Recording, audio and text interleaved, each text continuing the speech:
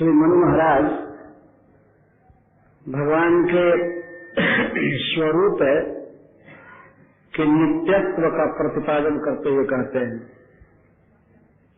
भगवान का स्वरूप नित्य है, जबकि इस संसार की प्रत्येक वस्तु और प्रत्येक व्यक्ति का शरीर अनित्य है। प्रत्येक वस्तु का इस संसार में आदि है और अंत है तथा मध्य की स्थिति है, तथा सबके भीतर कुछ है और बाहर भी है, तथा सबकी दृष्टि में कोई अपना है, कोई पराया। परंतु भगवान में यह सब नहीं है। न जस्य आद्यंतौ, आदि अंत आद्यंत, भगवान का कोई आदि नहीं है। आदि का अर्थ होता है प्रारंभ। भगवान की कोई शुरुआत नहीं है कि इस समय जन्म लिए या इस समय सत्ता में आए, स्थिति में आए। आदि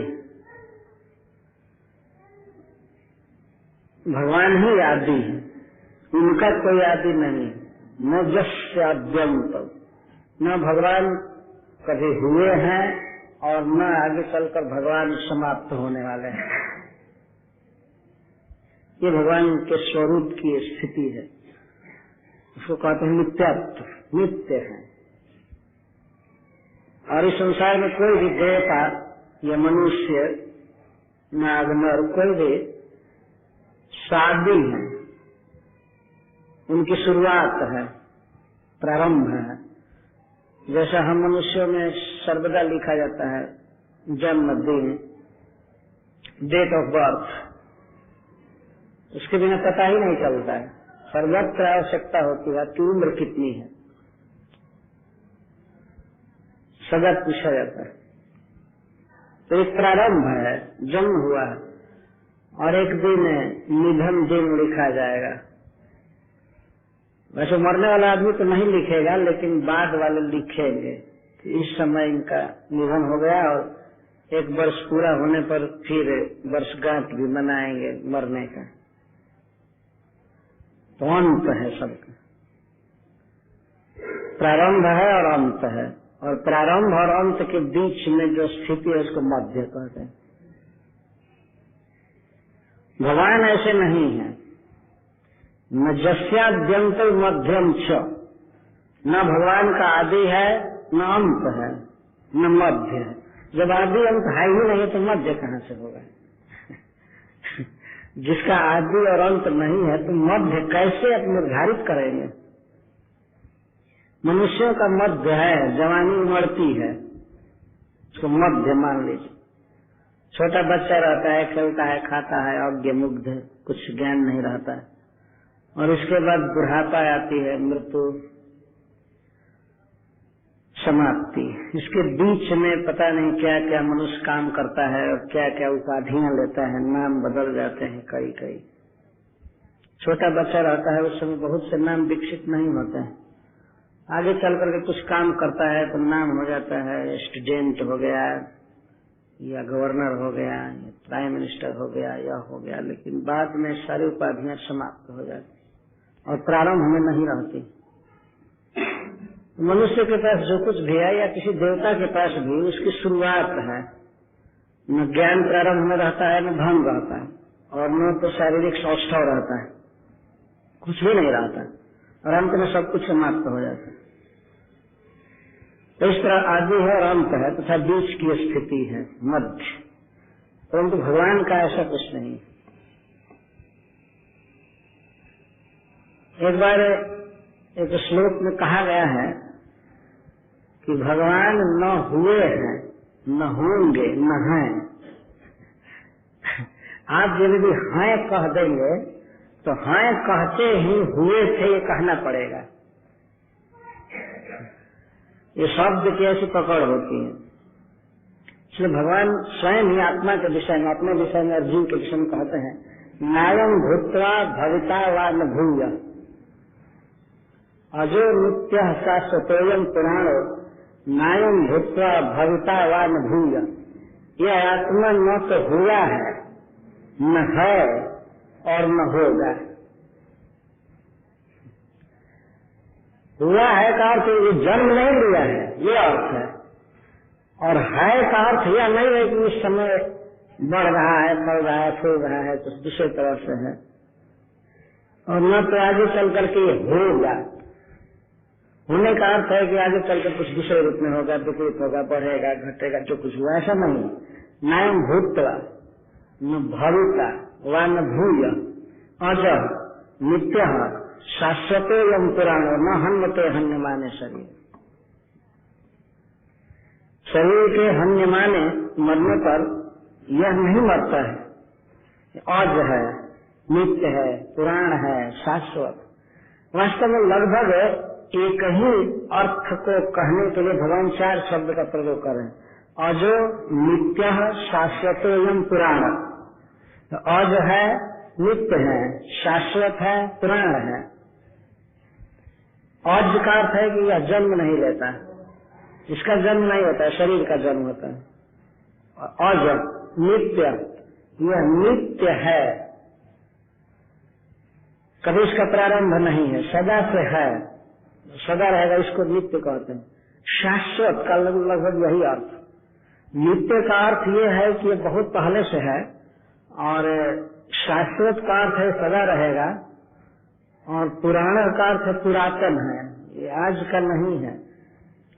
पुरातन, कोई काल की सीमा नहीं बांधी जा सकती है कि जीव कब से है या भगवान कब से है, कोई काल की सीमा नहीं। इस श्लोक में श्री मनु महाराज भगवान के स्वरूप, उनके श्री विग्रह, नाम, गुण, लीला, धाम आदि के नित्यत्व का वर्णन कर रहे हैं। न जस्याद्यंत, जस्य आदि अंत न मध्यम, न स्व न पर। भगवान का न कोई अपना है न पराया है।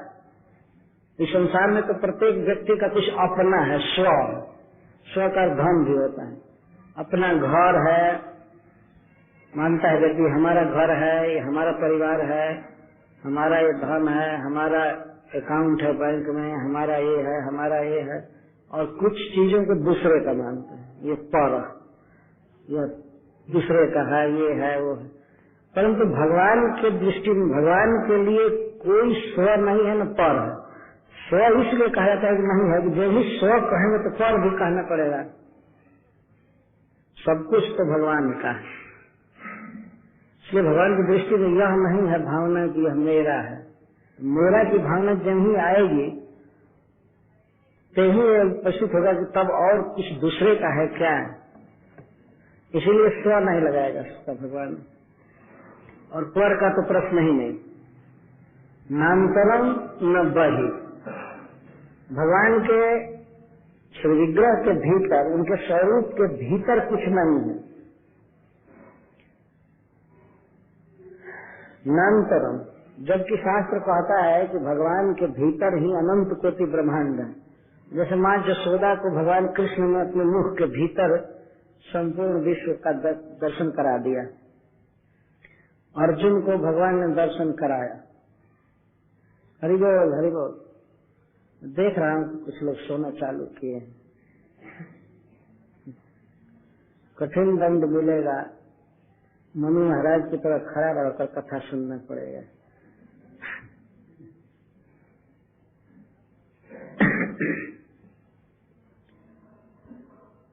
ये भगवत स्वरूप का यहाँ वर्णन किया जा रहा है, सावधानी से सुनना चाहिए। भगवान के भीतर कुछ नहीं है, नामतरम न बहि, और न तो उनके बाहर कुछ है। यह अद्भुत विज्ञान है। जैसे हम लोग हैं तो हम लोगों के भीतर भी कुछ है। प्रतिदिन टॉयलेट जाते हैं, पेशाब करते हैं, शौच करते हैं, भीतर आते हैं, और बहुत बहुत चीज भीतर है। और बाहर तो सारा संसार भरा ही पड़ा है। बाहर ही सब कुछ ज्यादा, तो बाहर ही, भीतर कितना है, बाहर बहुत। लेकिन मनु महाराज कहते हैं कि भगवान के भीतर कुछ नहीं है, अंतः में कुछ नहीं है, और बाहर भी कुछ नहीं। उनका जो स्वरूप है वो पूर्ण स्पिरिचुअल है, पूर्ण आध्यात्मिक, इसलिए उसमें वास्तव में कुछ और नहीं। भगवान के शरीर में यह चमड़ा है या खून है या हड्डी है, मेद मज्जा ये सब भेद नहीं है। जैसे कोई मिस्री का आदमी बना दीजिए, उसकी आंख, नाक, कान, हाथ, पैर, केश और भीतर सब कुछ, तो मिस्री के अलावा उसमें और कुछ नहीं रहेगा। उसी तरह भगवान चिन्मय है, सच्चिदानंद है, उनमें दिव्य आनंद और नित्य स्थिति के अलावा और कुछ भी नहीं है। हम मनुष्यों के शरीर में बहुत बहुत भेद है। बाहर चमड़ा है, चमड़े के भीतर मांस है, मांस में चर्बी है, उसको मेद कहते हैं, और हड्डियां हैं जिनको अस्थि कहते हैं, और अस्थियों के संधि में चर्बी होती है, उसको मज्जा कहते हैं। और इसके बाद ये और ब्लड है, रक्त है, मल मूत्र सब भरे पड़े हैं शरीर में, बहुत बहुत है, बहुत बहुत भीतर है। बाहर तो सारा संसार है, परंतु भगवान के भीतर कुछ नहीं और बाहर भी कुछ नहीं। अगर यह कहा जाए कि भगवान के बाहर कुछ नहीं है तो ये बात तो समझ में आ जाती है, क्योंकि भगवान भाई बहुत विशाल हैं, उनके बाहर कुछ संभव ही नहीं। परंतु भगवान के भीतर ही तो ये सारा जगत है, ये तो मानना पड़ेगा। भूमि, जल, अग्नि, वायु, आकाश सब भगवान के भीतर ही है। भगवान गीता में कहते हैं, मम देहे गुड़ा केशव गुच्छान्य द्रष्टुमर इच्छति। हे अर्जुन, तुम जो भी देखना चाहते हो मेरे देह के भीतर देखो। रथ पर भगवान खड़े थे और भगवान के देह के भीतर ही अर्जुन समस्त विश्व का दर्शन किए। ये कैसे कहा जाता है कि भगवान के भीतर कुछ नहीं है? लेकिन यह सत्य है कि भगवान के भीतर वास्तव में कुछ नहीं है। भगवान एक ही स्थान पर गीता में कहते हैं कि जो कुछ भी है सब मेरे भीतर है, और इसके साथ वो कहते हैं कि कुछ भी मेरे भीतर नहीं। न च मतस्थानी भूतानी मतस्थानी सर्वभूतानी, ऐसा कहते हैं। सभी जीव मेरे भीतर हैं और कुछ भी मेरे भीतर नहीं। यह अद्भुत बात है। परंतु वास्तव में चिन्मय भगवान के भीतर जड़ कुछ भी नहीं है। वो शुद्ध चिन्मय बपू वाले हैं और बाहर कुछ नहीं है, उनके पहुंच से परे कुछ भी नहीं है। ये भगवान का स्वरूप। बल्कि विश्वस्य अमूनि, अमूनि का अर्थ ये आदि, अंत, मध्य, स्व, पर, अंत, बहि, ये विश्व के जो ये भगवान से ही होते हैं। इस विश्व का जो प्रारंभ है या अंत है तो भगवान प्रारंभ करते हैं इस जगत का। यस्माद् विश्वस्य अमूनि, ये सब होते हैं। भगवान विश्व का को प्रारंभ करते हैं और वही विश्व का विनाश करते हैं।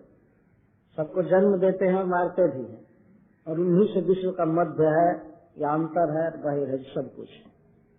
और विश्वम से जब, और यहाँ तक कि भगवान ही विश्व के रूप में है। इसके अर्थ इस तरह से ले रहे हैं, अमूनि आद्यंता दिनी विश्वस्य यस्मात् भवन्ति विश्वम च जग रूपम। यह विश्व भगवान का ही एक रूप है। कहने का आशय यह है कि भगवान की ही शक्ति जगत के रूप में परिणत हुई है, इसलिए एक दृष्टि से कहा जा सकता है कि यह भगवान से भिन्न नहीं है। इस जगत के साथ इतना घनिष्ठ संबंध भगवान का है। प्रत्येक वस्तु भगवान की शक्ति का प्रकाशन, इसलिए कहा जाता है कि यह विश्व भी भगवान का ही रूप है, भगवान ही विश्व के रूप में है। अतएव अव्यभिचारित्वात् ऋतम सत्यम। अतएव सभी युक्तियों के साथ लगाना पड़ेगा। भगवान का आदि नहीं है, अंत नहीं है, मध्य नहीं है, स्व नहीं, पर नहीं, भीतर नहीं, बाहर नहीं। और विश्व का अंत, मध्य या विनाश आदि सब भगवान से होता है। इस तरह से भगवान अव्यभिचारी रूप से सदा वर्तमान रहते हैं। तो एक प्रश्न उठता है कि जीव भी तो रहते हैं, जीव भी तो नित्य है, लेकिन जीव रहता है पर अव्यभिचारी रूप से नहीं रहता है। व्यभिचार का अर्थ होता है परिवर्तन। जीव रहता है लेकिन उसमें बहुत बहुत परिवर्तन होते हैं। आज मनुष्य के शरीर में है, कल पशु के शरीर में रहेगा, इसके पहले न जाने किस स्थिति में रहा, और मनुष्य शरीर में भी वो अव्यभिचारी स्थिति में नहीं रह सकता। बचपन अवस्था है, कुमार अवस्था, वार्धक्य अवस्था, कभी ऑफिस में बैठा है तो कभी हॉस्पिटल में चला गया है, हॉस्पिटलाइज्ड। भगवान ऐसे कभी नहीं होते हैं, ऐसा कभी नहीं आप देखेंगे भगवान की डायरी में कि वैकुंठ में भगवान सुख से रहते हैं और किसी किसी दिन वहां हॉस्पिटल में चले गए,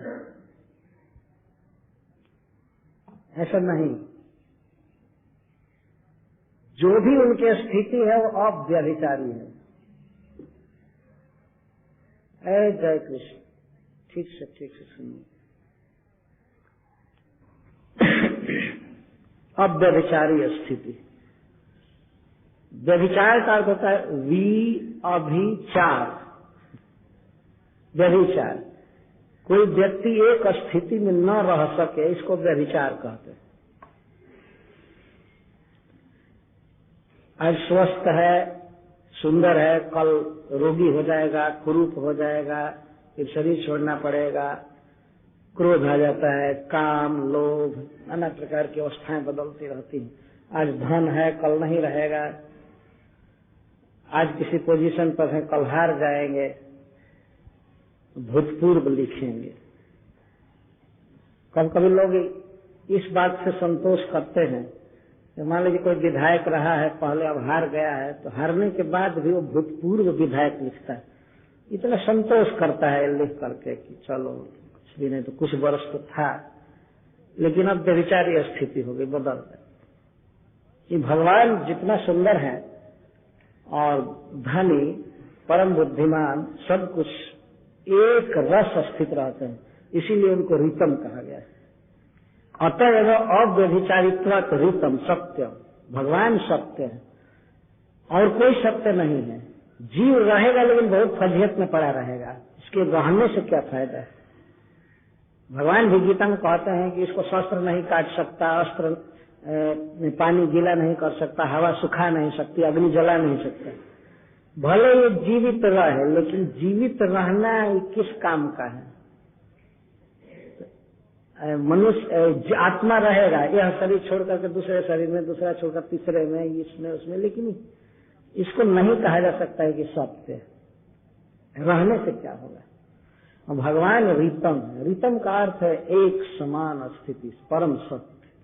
जैसा प्रारंभ में थे वैसे रहेंगे सब समय। रीतम सत्य और महत् परिपूर्ण ब्रह्म।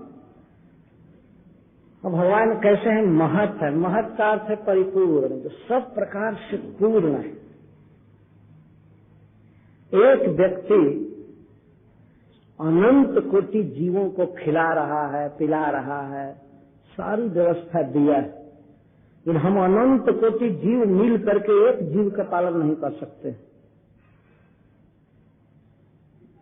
इस समय भारत में मनुष्यों की संख्या 1 अरब है, लेकिन 1 अरब मनुष्यों में से सब मिल करके 1 ग्राम भूमि लेकर के नहीं आए, है ना? पता लगाइए, 1 छटाक भूमि लेकर के लोग नहीं आए। अभी तो 1 करोड़ इस समय है, कितना कितना कोटि कोटि मर गए और आगे भी होंगे, और दुनिया में और भी मनुष्य हैं। क्या वे 1 छटाक भी भूमि लेकर के आए हैं? सब मिलकर भी एक व्यक्ति है ना जिसने इस भूमि की व्यवस्था किया है, और भूमि में अनेक प्रकार की उपादेय वस्तुओं को भर दिया, हवा पानी आदि दिया। एको बहु नाम जो विदधाति कामान। भगवान एक हैं और बहु नाम अनंत कोटि जीवों के भरण पोषण की व्यवस्था की है। यह है भगवान की भगवत्ता, इसलिए उनको महत् कहते हैं, परिपूर्ण। और इसी पूर्णता के कारण उनको ब्रह्म कहा जाता है। ब्रह्म का अर्थ ही होता है बृहद या महत, सब तरह से परिपूर्ण। भगवान को कभी किसी चीज की कमी नहीं हो सकती, बल्कि अन्य की कमियों को भगवान पूरा कर रहे हैं,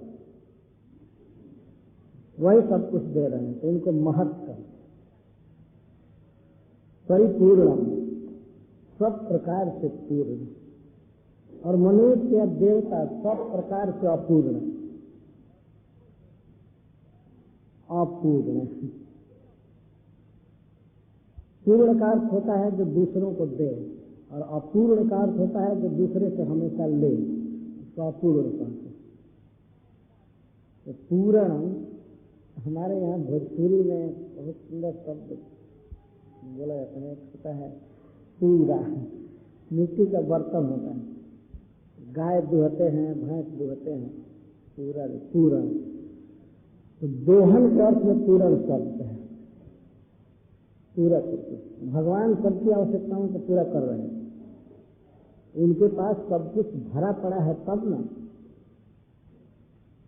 यह भगवान की पूर्णता, सबको दे रहे हैं, और जीव केवल ले रहा है।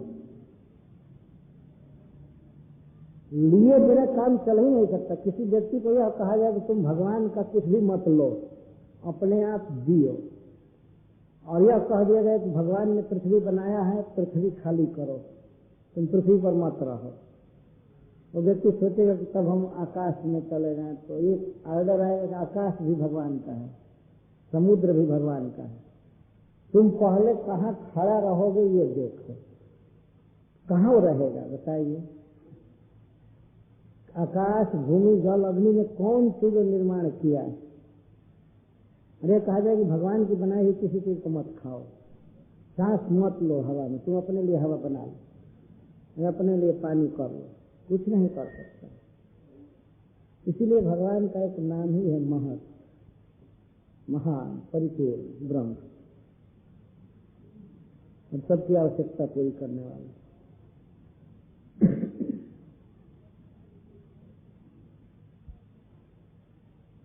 इस प्रकार से भगवान के स्वरूप का निर्धारण किए, और अब कहें ऐसे प्रभु की मैं शरण ले रहा हूं।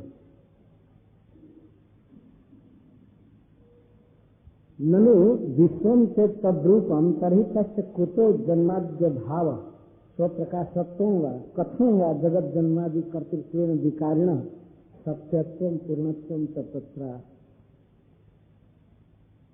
इस पर एक प्रश्न होता है,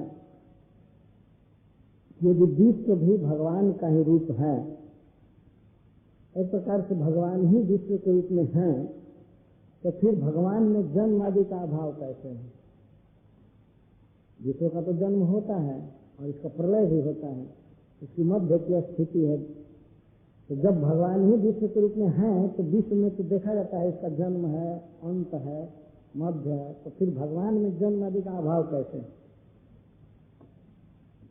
और स्वप्रकाशत्वं वा कथं, और कैसे ये कहा जाएगा कि भगवान स्वप्रकाश है? क्योंकि ये जगत जो है स्वप्रकाश नहीं है, इसका प्रकाशक कोई और है। यदि भगवान को जगत के रूप में मान लिया जाए तो जन्म आदि का अभाव सिद्ध नहीं होता है और स्वप्रकाशत्व सिद्ध नहीं होता है, तथा जगत के जन्म आदि करने वाले भगवान हैं। जगत जन्मादि कर्तृत्वेन, यदि भगवान इस जगत की सृष्टि करते हैं, पालन करते हैं, प्रलय करते हैं, तो अवश्य इसके लिए उनमें विकार होगा ही। क्रोध आएगा, ममता आएगी, राग आएगा। इतना विशाल जगत की सृष्टि करना, चलाना, उनको चिंता होगी, ये करना, वो करना, किसी पर क्रोध होगा क्योंकि वही मारते हैं, तो विकारी सिद्ध होंगे। तो जो विकारी हो गया तो उसका सत्यत्व और पूर्णत्व कैसे संभव है? कैसे माना जाए कि वो अब विकारी रूप में रहता है एक रस स्थिति में और वह पूर्ण है? यह स्वीकार नहीं किया जा सकता। तो इसको कहते हैं नहीं, भगवान सब तरह से परिपूर्ण है और सत्य है। सविश्वकायः पुरुहूतैषः सत्यः स्वयं ज्योतिरजः पुराणः भक्तेश जन्मा जजयात्मसत्या ताम विजयो दस्य निरीहयास्ते।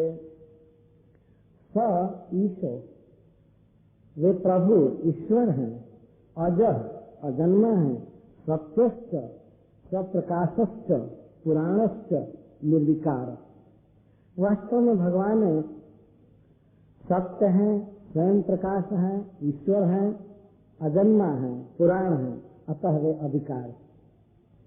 ये सब विशेषण इसलिए दिए जा रहे हैं कि जगत की सृष्टि आदि करके भी भगवान में कोई विकार नहीं होता। इस संसार में आप एक व्यक्ति पर विचार कीजिए जो घर का मालिक है, छोटा सा परिवार है, लेकिन परिवार चलाने में कितना कितना विकार उसके मन में होता है। कभी क्रोध होता है, कभी चिंता होती है, ग्लानि होता है, कभी कुछ होता है, चिंता में पड़ा रहता है। घर चलाने की चिंता व्यापी हुई है और 2-4 व्यक्ति हैं घर में, उन्हीं को चलाने में वो व्यस्त रहता है, दिन भर काम करता है, चिंता भरी रहती है और क्या क्या। तो इतने इतने विलक्षण विलक्षण जीवों को चलाना, खिलाना, पिलाना, क्या भगवान में ये सब नहीं होता होगा? किसी दिन उनके मन में भी होता होगा कि झंझट बंद करो, सृष्टि आराम से सोवे, है कि नहीं? तो ऐसा नहीं है, ये सब समय आनंद में। ये सब विशेषण दिए जा रहे हैं। स विश्वकायः पुरुहूतैः सत्यः स्वयं ज्योतिरजः पुराणः। ईशा का अर्थ समर्थ, सबको नियमन में रखने में समर्थ हैं, सभी वस्तुओं को सजा कर रखने में वे जो चाहते हैं वो कर सकते हैं। ईशा का अर्थ है कर्तुम अकर्तुम, अन्यथा कर्तुम समर्थ, सब कुछ करने में समर्थ ईश्वर। अजह सत्य है, सत्य का अर्थ है कि सदा एक समान स्थिति में रहते हैं।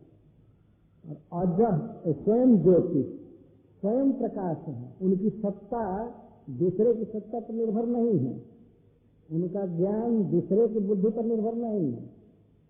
स्वयं ज्योति है, स्वयं ज्ञान, स्वयं सत्ता विशेष। अजह अजन्मा, जन्म रहित और पुराण पुरातन पुरुष। वे अश्व जन्मादि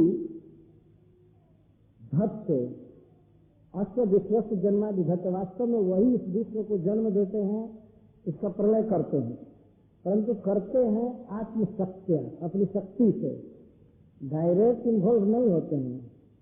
आत्मशक्ति उनकी एक बहुत विलक्षण शक्ति है, जिसे माया शक्ति कहते हैं। बहिरंगा माया शक्ति के द्वारा प्रभु इस विश्व की सृष्टि आदि करते हैं, और परंतु वो जो शक्ति है वास्तव में बहुत खतरनाक है, प्रत्येक जीव को मोह में डाली हुई है। परंतु भगवान उस शक्ति को भी अपनी विद्या शक्ति से, किस शक्ति से हमेशा दबा कर रखते हैं। ताम विद्या उदस्य, ताम मतलब उस बहिरंगा शक्ति को, माया शक्ति को, विद्या अपनी स्वरूप शक्ति से सदा उदस्य निरस्य, उसके प्रभाव को सदा निरस्त रखते हैं, अपनी चिन्मय स्थिति में रहते हैं, निरीह है आस्ते। वास्तव में भगवान निर्विकार निष्क्रिय रहते हैं, कभी प्रभावित नहीं होते। अनादिकाल से सृष्टि प्रवाह चल रहा है, प्रलय हो रहा है, पालन हो रहा है, लेकिन भगवान बिल्कुल निश्चिंत है। अद्भुत प्रभु की शक्ति और उन्हीं की शक्ति है, लेकिन उस शक्ति के प्रभाव को अपने स्वरूप शक्ति से दबाए रखते हैं। वही शक्ति माया शक्ति जो अनंत कोटि जीवों को बांधी हुई है, उनको दुख दे रही है या पालन कर रही है, जन्म दे रही है, लेकिन भगवान अपने स्वरूप शक्ति में रहते हैं। वे उस शक्ति के प्रभाव में कभी भी नहीं आते, वो भगवान की आज्ञा का पालन करते हैं शक्ति। तो भगवान की बहुत बहुत शक्तियां हैं, परास शक्ति विधेय सूर्य से, ये है भगवान की स्थिति। भक्ते अस्य जन्मादि अजया आत्मसत्य, भगवान की जो शक्ति है बहिरंगा शक्ति, उसको अजा कहते हैं। तो अजया अपने स्वरूप में रहते हैं। ये जितने विशेषण दिए जा रहे हैं भगवान के, ये भगवान की निर्विकारिता को पुष्ट करने के लिए। भगवान कितने महान हैं कि विश्व काय, विश्वम काय जैसे, यह विश्व ही जिनका शरीर है। संपूर्ण अखिल अनंत कोटि ब्रह्मांड ही जिनका शरीर है। कितनी विशालता है भगवान, कितनी महानता है। हम लोगों का जो शरीर है तो पंच महाभूतों के एक छोटे से टुकड़े से बना हुआ। क्षिति, जल, अग्नि, वायु और आकाश, ये पंच महाभूत हैं। बहुत बड़ा स्टॉक है। इसमें से 3.5 हाथ का शरीर छोटा सा दे दिया गया है। हमें भी काया मिला है, हमारा भी शरीर है। कितना छोटा शरीर है और इस शरीर को ही चलाना कठिन हो रहा है। और एक दांत दर्द करने लगे तो पूरा आह करता है, इसी में रह करके आत्मा कराहने लगता है। क्या वो शरीर चलाएगा? अब देख रहे हैं, छोटा सा टुकड़ा दिया गया है आत्मा को कि इसको ढो, इसको वो ठीक से ढो नहीं पाता है। इसको नहलाना है, खिलाना है, पिलाना है उसको, और कहीं टेम्परेचर बढ़ गया तो ये गिर जाता है, उठा नहीं पाएगा। वह व्यक्ति कितना महान है, सारे विश्व को धो रहा आसानी से। यह विश्व ही जिसकी काया है, विश्व काया, और आनंद से भगवान है। ऐसा नहीं है कि भगवान बूढ़े हो गए, शरीर को किसी तरह ले चल रहे हैं। जैसे नवजुवक ये बच्चा खेलता है, कूदता है, फानता है, उस तरह से भगवान के लिए यह विश्व, उनका यह एक प्रकार से शरीर है। शरीर कहने का आशय यह है कि भगवान की पहुंच सब जगह है, उनके अधिकार में सारा जगत सब कुछ। ये इतने महान विश्व काय और पुरुहूत, पुरूणी हुतानी जस्य, हुतानी का अर्थ नामानी, जिनके बहुत बहुत नाम है। भगवान के बहुत बहुत नाम है और उनमें सबसे श्रेष्ठ नाम है कृष्ण। हरे कृष्णा कृष्णा कृष्णा हरे हरे, हरे राम राम राम। पुरुहूत, पुरीणी, हुतानी, नामानी जस्य, जिनके बहुत बहुत नाम है। ना समझ लोग इस संसार में कहते हैं कि भगवान का कोई नाम नहीं, और शास्त्र कहता है उनके बहुत नाम है। और भगवान के गुणों के अनुसार उनके अनादि काल से बहुत से नाम है। अभी संसार में देखते हैं कि एक साधारण मनुष्य भी कई नाम रखता है। अगर कई क्वालिफिकेशन पास किया है, कई गुण है, तो उसके कई नाम हो जाते हैं। एक ही व्यक्ति का नाम कई कई हो जाता है। खिलाड़ी नाम हो, क्लर्क नाम हो, शिक्षक नाम हो, मामा, काका, चाचा, संबंध के अनुसार उसके कई नाम हो जाते हैं। बचपन में लाला बच्चा नाम रहता है, बाद में महात्मा, यह मिनिस्टर, वह मिनिस्टर, कुछ योग्यताएं अर्जित करता है और उसके अनुसार उसके कई कई 10-20 नाम हो जाते हैं।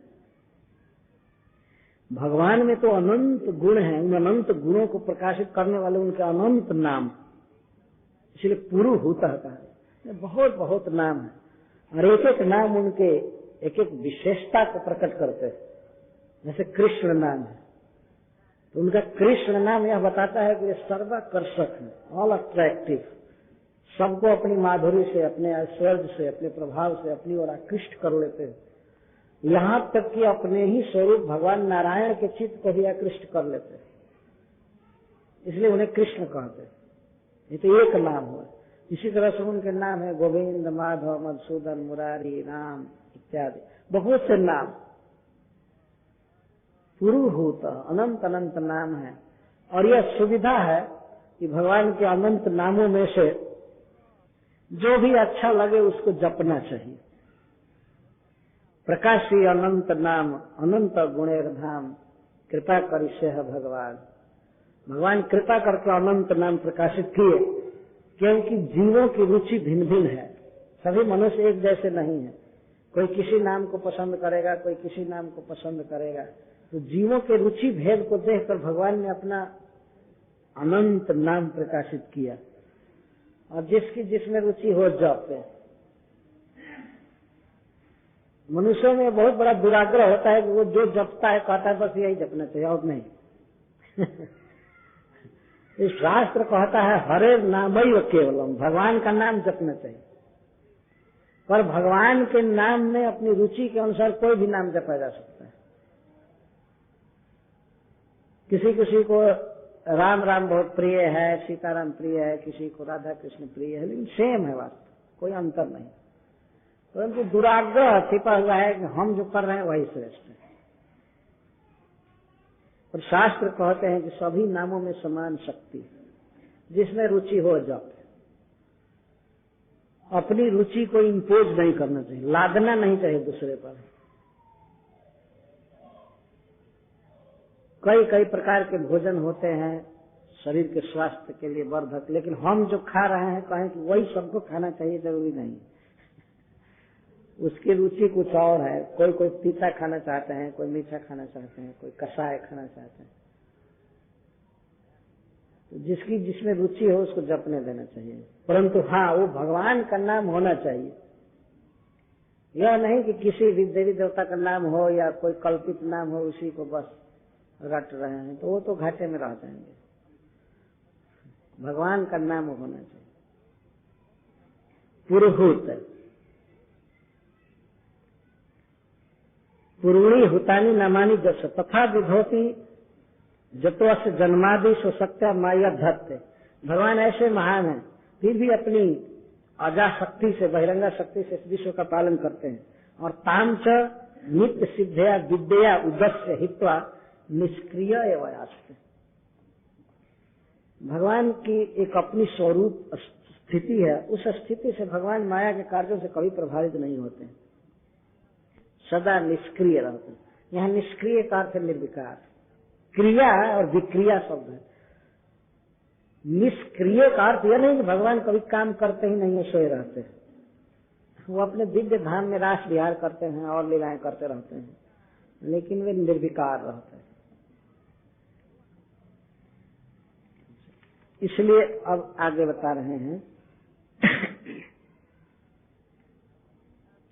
अथाग्रे ऋषय कर्माणि हन्ते कर्म हेतवे इह मानो हि पुरुषः प्रायो नीहां प्रपद्यते। यस्माद् एवं ईश्वरः कर्म कृत्वा संत्यज्य नैष्कर्म्येण आस्ते अथ अस्माद् हेतु ऋषयो अपि अग्रे आदौ कर्माणि कुर्वन्ति किमर्थम अकर्म हेतु मोक्षार्थम।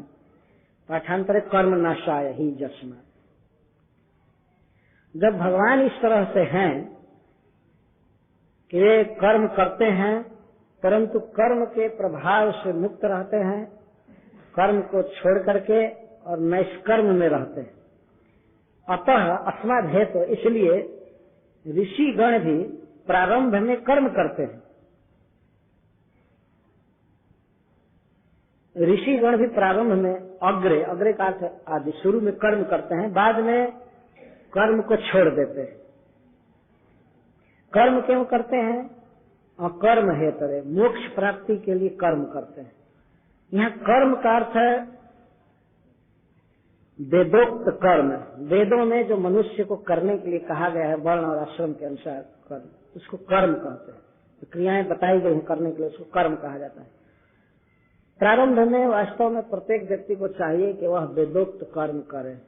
भगवान ने जो शास्त्रों में कहा है उन नियमों का पालन करे, परंतु उन नियमों का पालन करते करते एक दिन ऐसी अवस्था आती है कि वह व्यक्ति अब उस प्लेटफॉर्म पर नहीं रह जाता है और सब कुछ छोड़ करके और भगवान का भजन करने की योग्यता प्राप्त करता है। परंतु अग्रे प्रारंभ में शास्त्र विहित कर्मों को करना आवश्यक होता है।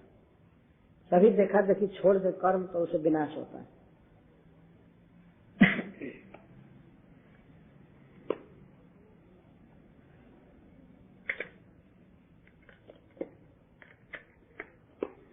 यहाँ बताया गया कि भगवान कर्म करते हैं, क्योंकि धत्ते से जन्मा दध्यात्म सत्य। कितना कर्म करते हैं? बहुत बड़ा कर्म करते हैं। इस विश्व की सृष्टि, पालन और प्रलय करते हैं, बहुत बड़ा काम करते हैं। परंतु फिर भी वे इसके फल से लिप्त नहीं होते हैं और अपनी स्वरूप शक्ति में स्थित होकर के इसके क्रियाकलापों से विरत रहते हैं। अतः जब भगवान इस तरह से करते हैं तो भगवान के ही चरण चिन्ह का अनुगमन करने वाले ऋषि लोग प्रारंभ में कर्म करते हैं और बाद में कर्मों को छोड़ करके निष्कर्म में अवस्थित हो जाते हैं, मुक्त होते हैं। आज के युग में लोग ठीक से ये जानते नहीं है कि कैसे कर्म किया जाएगा, और कुछ लोग तो केवल आराम करने के लिए काम धंधा छोड़ करके घूमने लगते हैं,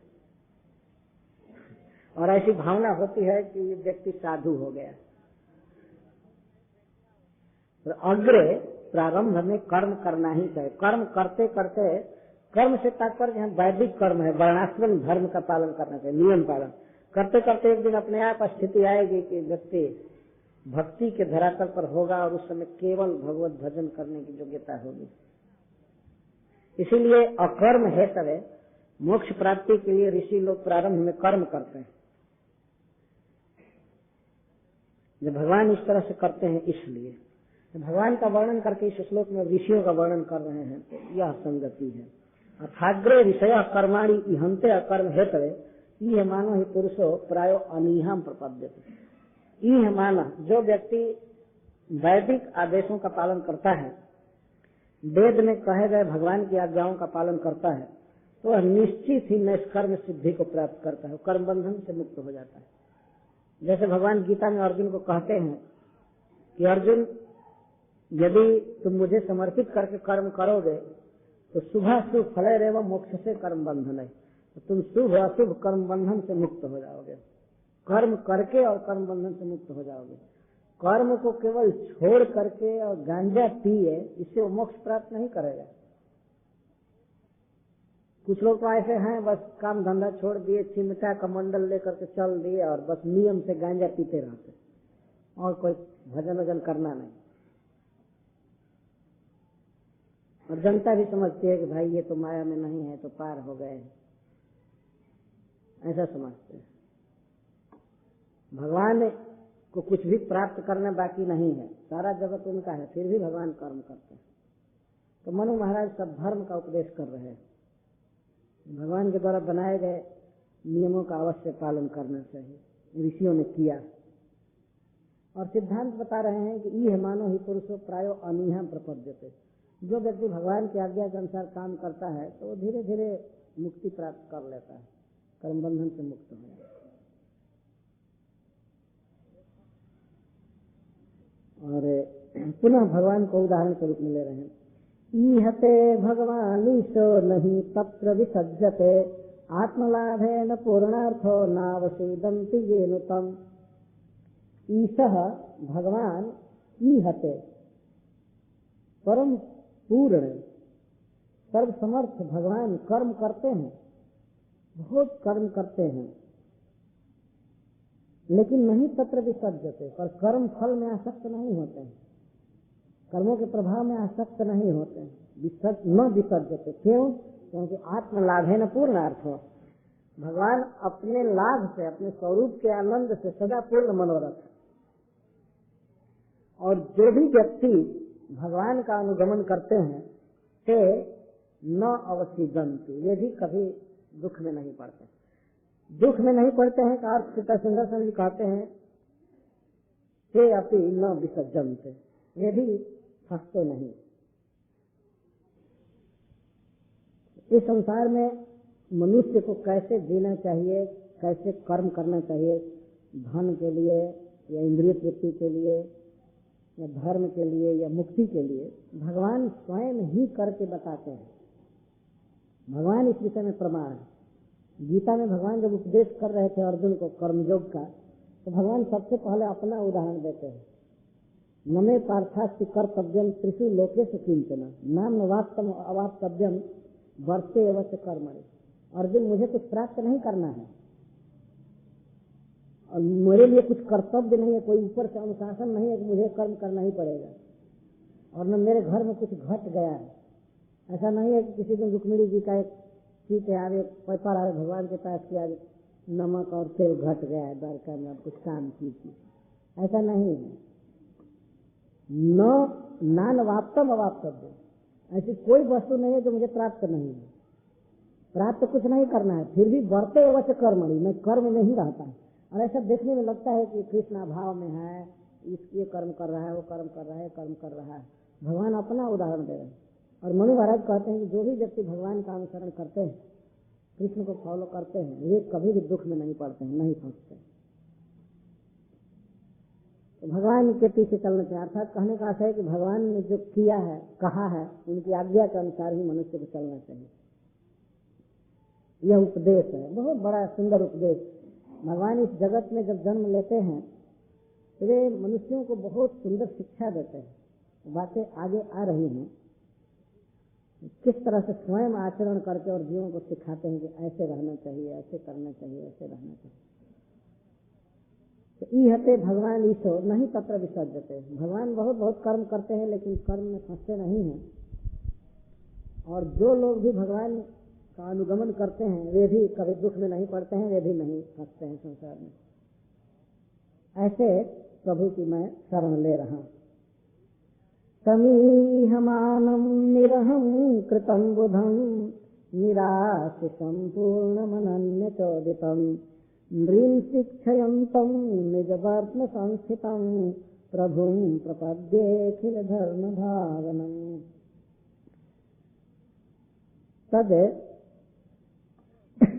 तदेवं लोकानुग्रहाय विश्व सृष्ट्यादि यह करोति श्री राम कृष्णाद्यवतारश्च वेदोक्तम अपि आचरति तम शरणं व्रजामीत्याह स्वामिति। जो प्रभु जीवों पर अनुग्रह करने के लिए, कृपा करने के लिए विश्व सृष्टि आदि करते हैं और यहाँ तक कि सृष्टि करने के बाद श्री राम श्री कृष्ण आदि अवतारों द्वारा अपने स्वरूप प्रकाशन द्वारा अपने ही मुख से कहे हुए वेदोक्तम अपि आचरति, शास्त्र के नियमों का आचरण भी करते हैं। ऐसे प्रभु की मैं शरण ले रहा हूं। भगवान ने अपने नित्य धाम से इस जगत में अवतार लेते हैं और विशेष करके जब वे मनुष्य अवतार लेते हैं तो उन अवतारों के विषय में मनु महाराज कह रहे हैं, क्योंकि मनु महाराज समस्त मानवों के गुरु हैं, पिता हैं, इसलिए मानव का हित कैसे होगा इस बात को बता रहे हैं। मनुष्य का क्या कर्तव्य है इसको भगवान स्वयं ही मनुष्य अवतार लेकर के बताए। वैसे भगवान के अवतार तो बहुत बहुत हैं, लेकिन उनके दो अवतार बहुत प्रसिद्ध, श्री राम और श्री कृष्ण। और इन्हें दोनों अवतारों में भगवान ने मनुष्यों के हित के लिए बहुत बहुत आचरण किया है और उपदेश भी किया है। निजवर्त्म संस्थितम निजम वर्त्मम नरावतारानुरूपो मार्गस्य तत्र सम्यक स्थितम।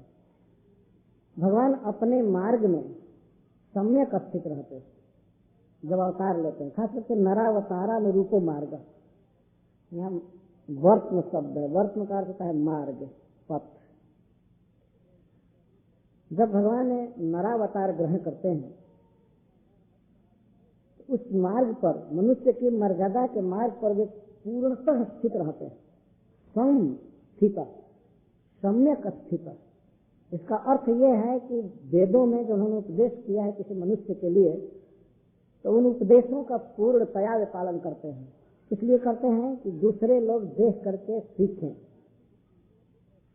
देख करके सीखते हैं, सम्यक स्थित रहते हैं। यदि भगवान स्वयं आचरण करके नहीं सिखाएंगे तो कौन सिखाएगा जीवों को? तो मनुष्य बनकर मनुष्य को सिखाते हैं, अपना मनुष्य विग्रह प्रकट करके मनुष्यों को सिखाते हैं। मर्त्यावतार सिंहमर्त शिक्षण रक्षो बधाई वन के वलम देव।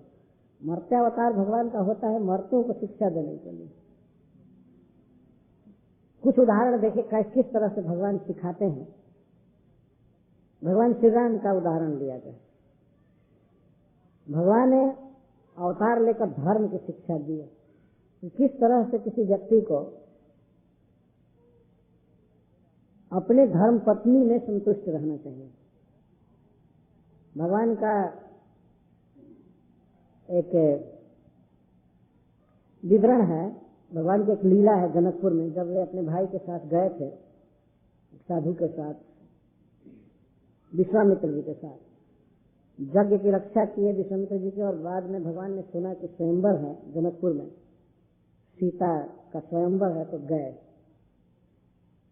तो चूंकि वो दोनों भाई एक महात्मा के साथ थे, तो वे लोग गांव से बाहर रुक गए, नगर से बाहर। तो गुरु जी ने उनको भेजा कि जाइए फूल कुछ लाइए भगवान की पूजा के लिए। तो दोनों भाई गए फूल लाने के लिए। तो उसी समय सीता जी को उनकी माता जी ने भेजा था गिरिजा जी की पूजा करने के लिए। गिरिजा पूजन जननी पठाई। तो भगवान देखे सीता जी को, तो अद्भुत सुंदरी सीता जी हैं। सीता जी को देखते ही भगवान के नेत्र वैसे लग गए जैसे चंद्रमा की तरफ चकोर देखता।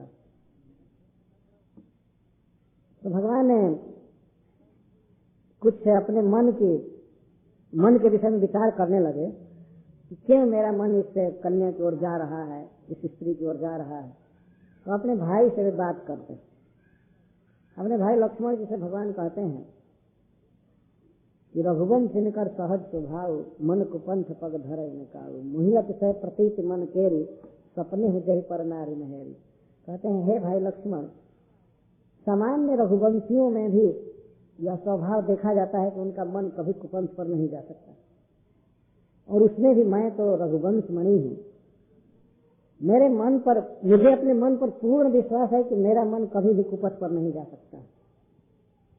भगवान के कहने का आशय यह था कि यह लड़की अवश्य मेरी पत्नी बनेगी, इसी से मेरा मन जा रहा है, पर नहीं तो नहीं जा सकता। मेरा मन प्रमाण। भगवान अपने मन को ही प्रमाण के रूप में कह रहे हैं। मोहि अतिशय प्रतीत मन केरी, यही सपने ही पर नारी नहेरी। जागृत में तो छोड़ दो, सपने में भी मेरा मन पर स्त्री में नहीं जा सकता है, पर इस स्त्री में मेरा मन जा रहा है। इसका अर्थ यह है कि यह अवश्य भविष्य में मेरी पत्नी होने वाली है। भगवान इस तरह से बोल रहे। और उसी संदर्भ में भगवान एक बात कह रहे हैं कि जिनके लहहीन रिपुरन पीठी, नहीं पावही पर पिय मन दीठी, मंगन लहहीन जिनके नाही, ते नरवर थोड़े जगमाए। जिस पुरुष के पीठ को शत्रु युद्ध भूमि में नहीं देख पाते हैं, अर्थात जो युद्ध छोड़कर नहीं भागता है, और दूसरे की स्त्री जिसके मन और नेत्र को नहीं कभी पा सकती है, जो मन से भी कभी दूसरे की स्त्री का चिंतन नहीं करता है और देखता नहीं है, और किसी याचक के आने पर जो कभी नहीं करता है, इस प्रकार के श्रेष्ठ पुरुष इस संसार में बहुत कम। तो मुझे तो पूर्ण विश्वास है। भगवान ने एक प्रकार से कह दिया कि यह मेरी पत्नी है, इसीलिए मेरा मन इस पर जा रहा है।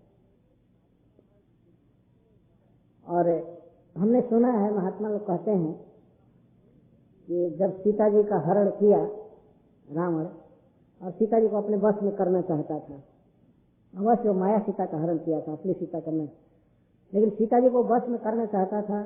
तो किसी ने कहा कि यदि सीता को अपने वश में करना चाहते हो तो तुम योग माया जानते ही हो, योग शक्ति है तुम्हारे भीतर, तुम राम के रूप में बन करके और सीता के पास जाओ, इसलिए अब तुम्हें सीता स्वीकार कर लेंगे, तुम राम जैसा सुंदर स्वरूप धारण करो। तो रावण के पास जो शक्ति थी वो तुरंत ही एक सांवला लड़का बन गया और पीताम्बर पहनने लगा, और भी कई तरह से भगवान जैसे थे वैसे बनने लगे। लेकिन जब ही राम का मेकअप करने लगा, त्यों ही उसके विचार सीता के प्रति बदलने लगे। तो तुरंत छोड़ दिया स्वरूप है, तो बहुत खतरनाक रूप है, तो हमारे भाव को ही बदल दे रहा है।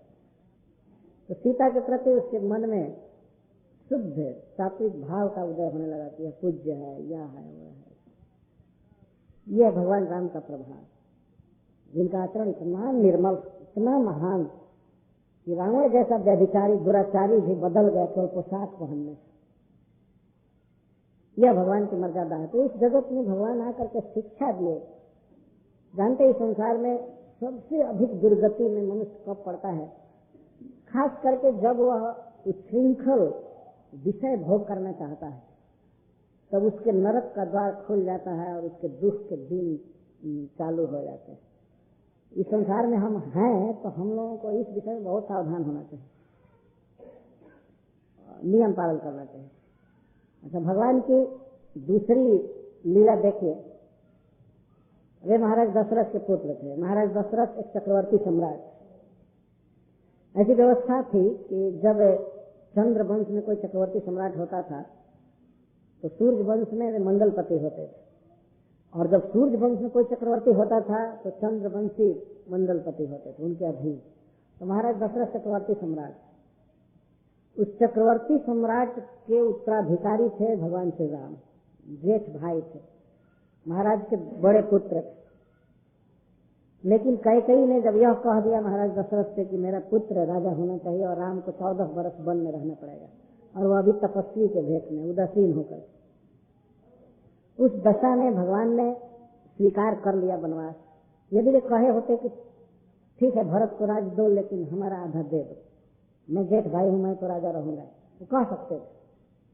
जैसा कि लक्ष्मण जी उनको बार बार कहते थे कि आप बड़े भाई हैं, मैं दशरथ को भरत को सबको मार दूंगा, आपका राज तिलक कराऊंगा। ऐसे वे तैयार हो गए। लक्ष्मण जी के लिए वही शोभा की बात। लेकिन फिर भी भगवान ने वह राज्य त्याग दिए। दशरथ धन सुनी धनद लगाए। अयोध्या के सारे लोग रो रहे थे, बिलख रहे थे, तड़प रहे थे। यहां तक कि महाराज दशरथ ने कह दिया कि गुरु के घर में रह जाओ, भले राजा न रहो, गुरु जी के यहाँ रहो, वशिष्ठ जी के यहाँ। लेकिन भगवान कुछ भी परवाह नहीं किए, चल दिए वन में। और यह कह करके नगर में रहने की अपेक्षा वन में रहना मनुष्य जीवन की सफलता है। वहाँ भक्तों से, ऋषि मुनि से भेंट होगी, भजन करूंगा, इतिहास पुराण सुनूंगा, मेरा जीवन धन्य हो जाएगा। राजा रहना और विरक्त ऋषि बन जाना, दोनों में ऋषि बनना श्रेष्ठ है। भगवान ये कहते हुए गए, ये तो अलग लाभ है, मैं अपने जीवन को धन्य करूंगा। भगवान मानव लीला के आवेश में बोल रहे, उनको तो वन में नहीं हो जाना ही था, रावण का वध करना था, असुरों का वध करना था, अपने भक्तों को सुख देना था। वे गए और वही भगवान को वैकुंठ में कितना सुंदर विहार करते हैं, जाकर जमीन पर सोते थे और वन में मिलने वाला कंद मूल फल खाते थे, ठंडा सहते थे, गर्मी सहते थे, बलकल बसन पहनते थे। बलकल बसन का अर्थ है पेड़ों की छाल पहनते थे भगवान, केला आदि लपेट लेकर। वही प्रभु जिनके बनाए हुए विश्व में लोग कितना कितना रेशमी वस्त्र पहनते हैं, दूसरे देवता आदि सब, और वे इस तरह का नियम पालन किए।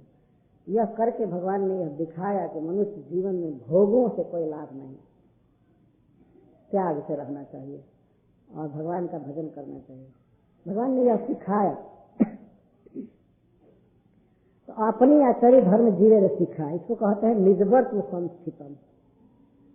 जब नरावतार लिए हैं तो नर के जो आचरण होने चाहिए उसमें सम्यक स्थित, इधर उधर नहीं है। कई कई कारण आ रहे थे कहने के वन में मत जाइए। स्वयं भरत जी मनाने गए।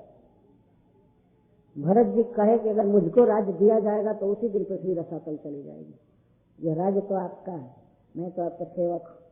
लेकिन फिर भी भगवान नहीं लौटे, उन्होंने धर्म का पालन करके दिखाया। इस तरह से पिता की आज्ञा का पालन करना चाहिए और राज्य भोग आदि के लिए लोलुप नहीं रहना चाहिए।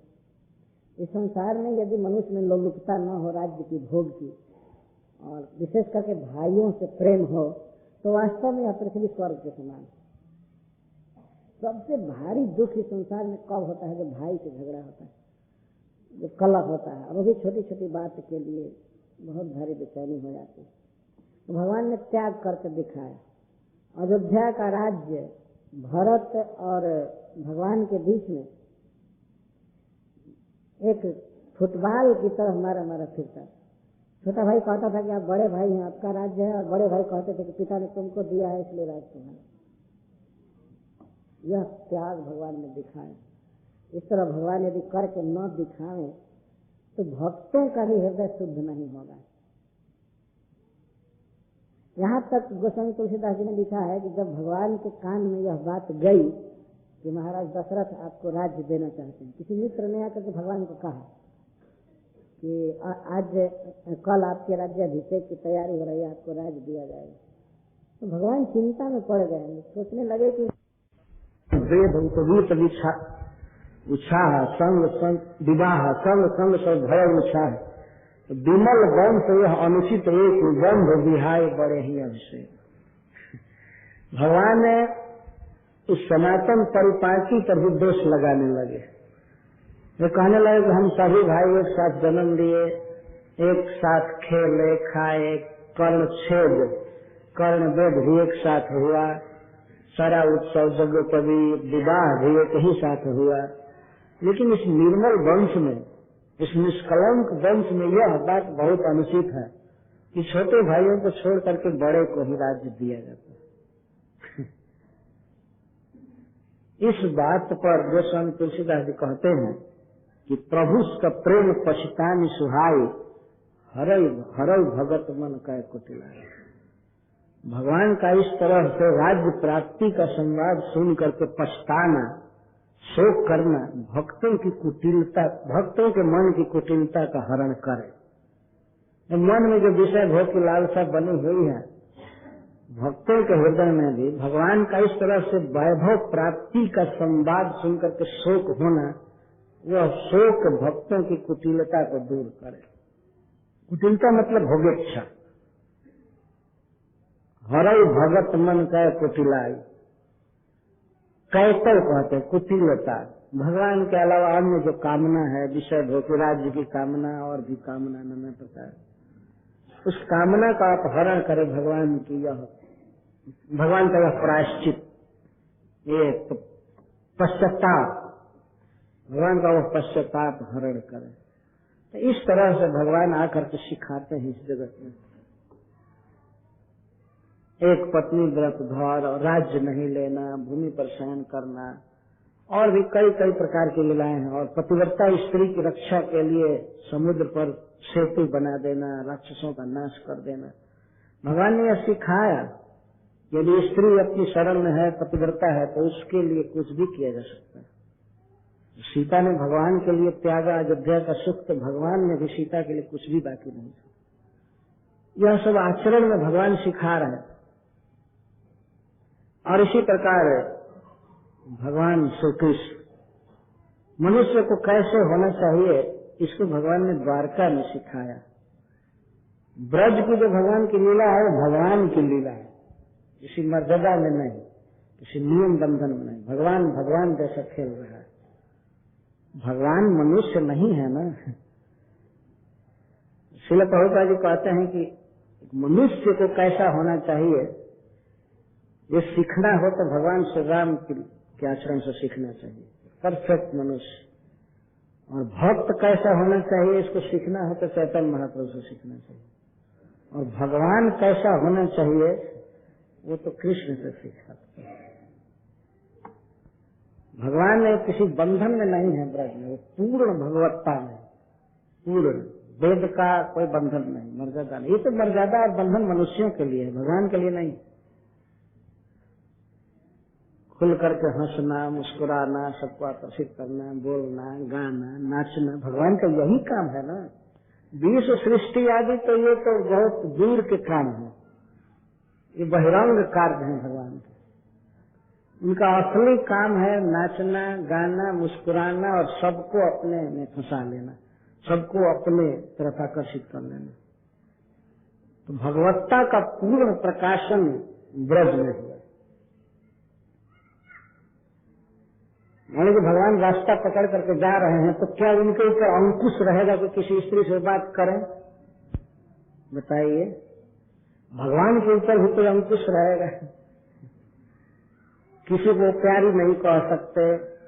तो रास्ता चलते चलते किसी गोपी से कहते हैं कि हमारे घर में पंडित जी आए थे, मैंने पत्रा दिखाया तो तुम्हारे साथ मेरा विवाह लिखा हुआ है।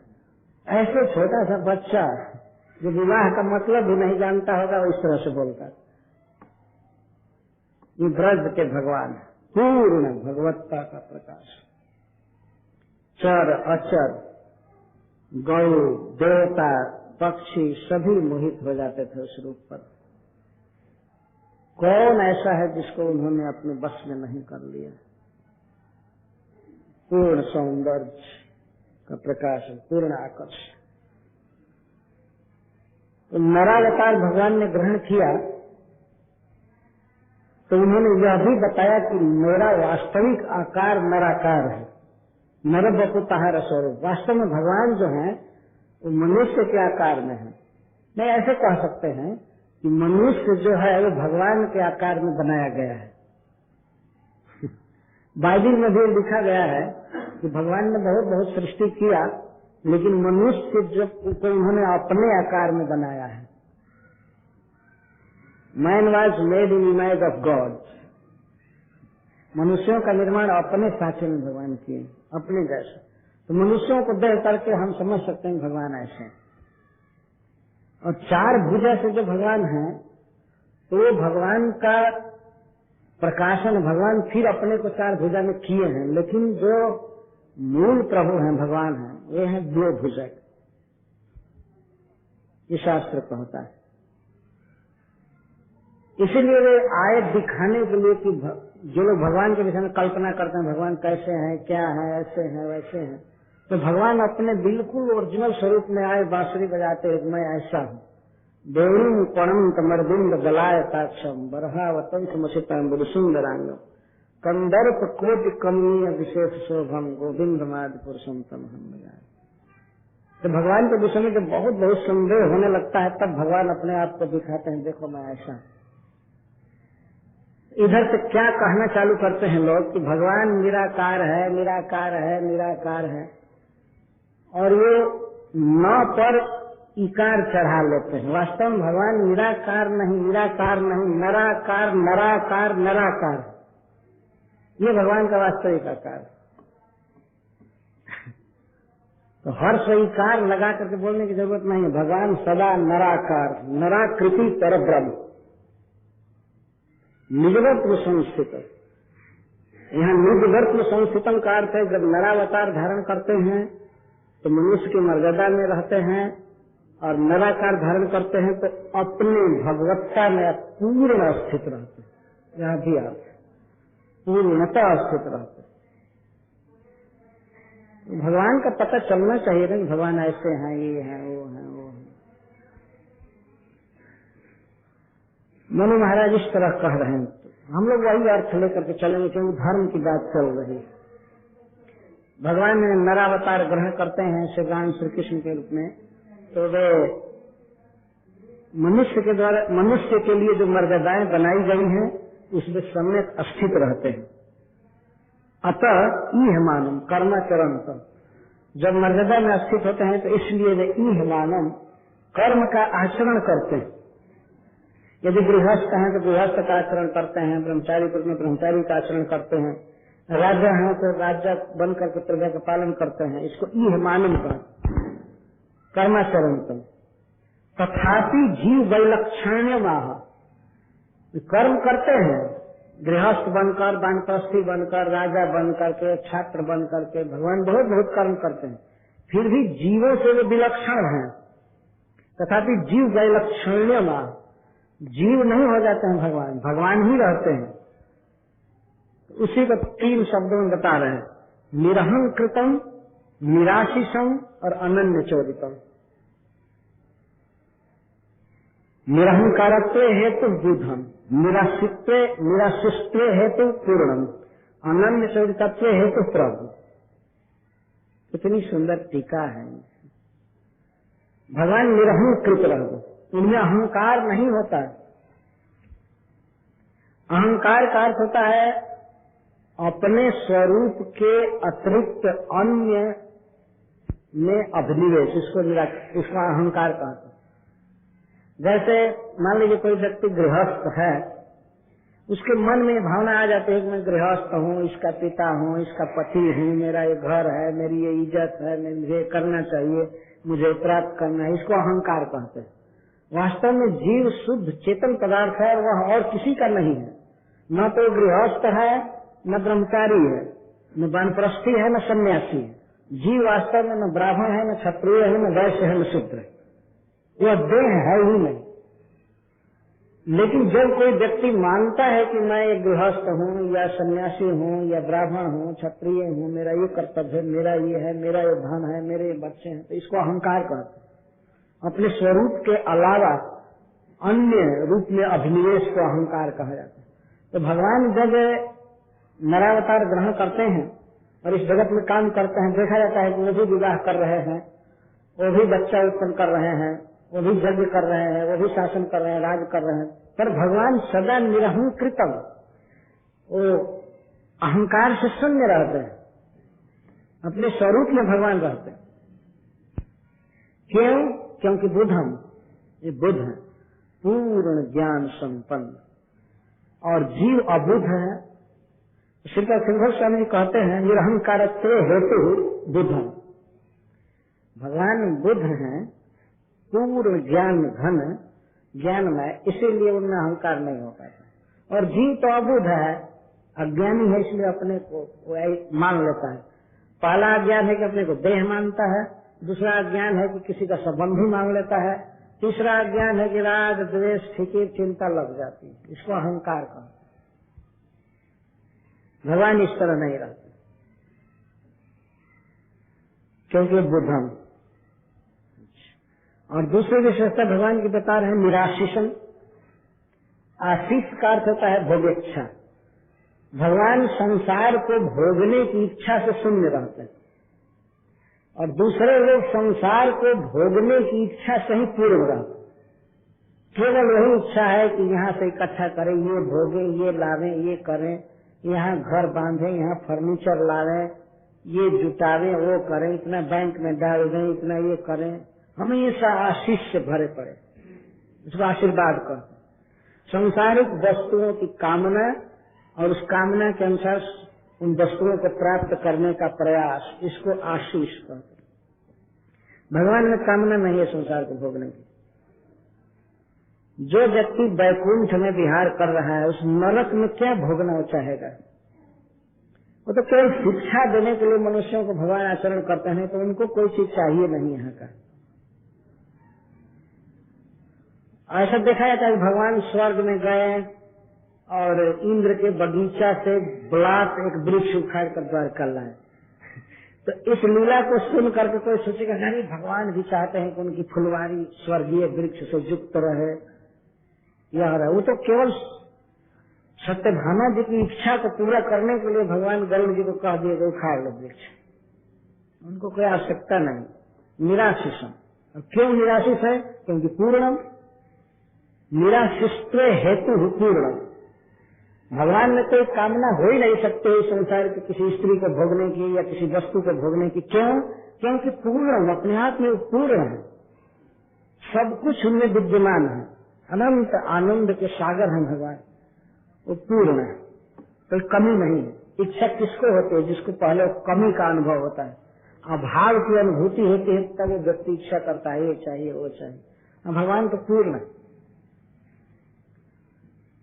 और दूसरी विशेषता बता रहे जीव से विलक्षणता अनन्य पवित्र हेतु। कोई दूसरा प्रेरित करता है जीव को, जीव वश में है दूसरे के। जैसे भूख लग जाती है मनुष्य को तो काम करेगा ही, भूख लग गई तो अब चूल्हा जलाना ही पड़ेगा, क्या करे, बाधित है, भूख द्वारा बाधित है, प्रकृति के सत्वगुण रजोगुण तमोगुण द्वारा बाधित है, उसके ऊपर दूसरे का शासन है, वो अधीन है तो कर्म करेगा ही। लेकिन भगवान अधीन नहीं है, स्वतंत्र है, फिर भी कर्म करते हैं। न अन्य प्रेरित, वो दूसरे के द्वारा प्रेरित नहीं है, दूसरा कोई फोर्स नहीं कर सकता, काम करना ही पड़ेगा। इस संसार में हम लोग देखते हैं प्रत्येक व्यक्ति के ऊपर कोई प्रेरक है, फोर्स करने वाला है। यहाँ तक कि कुछ लोग सोचते हैं कि साधु बने हैं आराम करेंगे, लेकिन उनको भी मंगला आरती में उठाने वाले लोग अन्य प्रेरित, उनको उठाने वाले हैं। क्या करें, नहीं उठने पर 10 बातें सुना देते हैं, उठना ही पड़ेगा।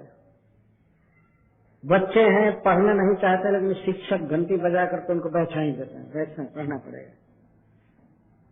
और भी कई कर्मचारी हैं, ऊंचे ऊंचे ऑफिसर हैं, वे दूसरों को जोतते हैं, तुम्हें काम करना पड़ेगा, इस समय करना पड़ेगा।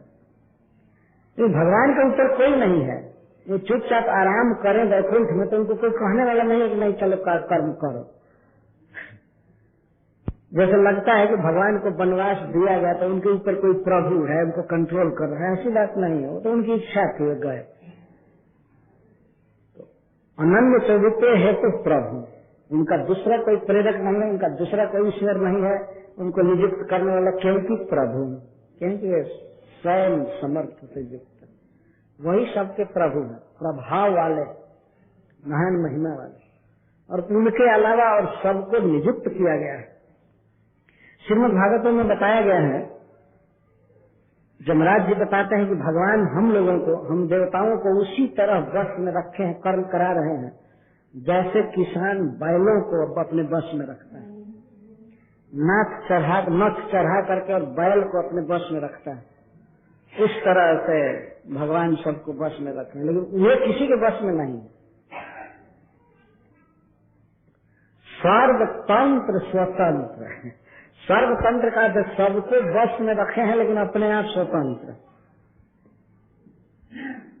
इस तरह से है। तथापि कर्मानुष्ठान हेतु जब ऐसा है, वे निरहंकृत हैं, निराशिष हैं और अनन्य शोधित हैं, फिर भी कर्म का अनुष्ठान क्यों करते हैं? क्यों देखा गया है कि अन्य मनुष्यों जैसे वे भी कुछ इकट्ठा करना चाहते हैं, घर बनाना चाहते हैं, राज करना चाहते हैं, विवाह करते हैं, वो ऐसा क्यों करते हैं? बताते हैं, नृण स्वाचार्यण शिक्षयन्तम, नृण शिक्षयन्तम, मनुष्यों को शिक्षा देने के लिए, मर्त शिक्षण के लिए ऐसा करते हैं।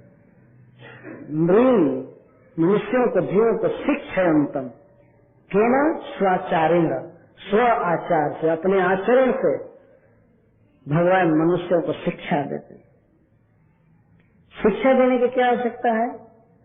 तत्किमर्थम, शिक्षा देने की क्या आवश्यकता है? तब कहते हैं अखिल धर्म भावनम, क्योंकि अखिलान धर्मान भावयति प्रवर्तयति इति तथा तम, भगवान समस्त धर्मों को प्रवर्तित करते हैं। यह धर्म से तात्पर्य है गृहस्थ का कर्तव्य, सन्यासी का कर्तव्य, राजा का कर्तव्य, ब्राह्मण का कर्तव्य, क्षत्रिय का कर्तव्य, कर्तव्यों को धर्म कहा जाता है।